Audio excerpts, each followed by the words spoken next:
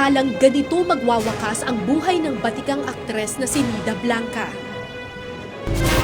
Sinaksak si Nida. Ilan daw? Bugbog, sarado si Nida. Siyempre, ikaw man ang kagigising mo, makakatanggap ng ganyang balita, magugulat ka dahil hindi mo akalain eh.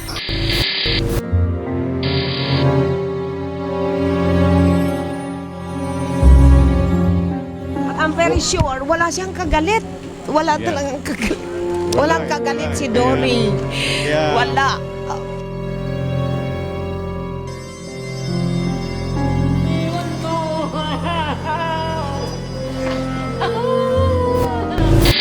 Buo ang paniniwala ni Kay, nag-iisang anak ni Nida, na may kinalaman sa pagkakapaslang ng kanyang ina, ang amaing si Rod Strong.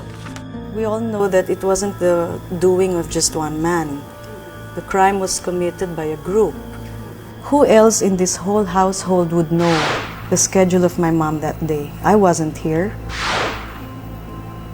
So paano naman natagpuan, paano nalaman ng mga killers niya kung saan siya that day, kung saan siya pupuntahan?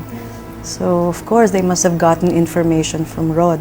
I did not, nor did I have my wife murdered.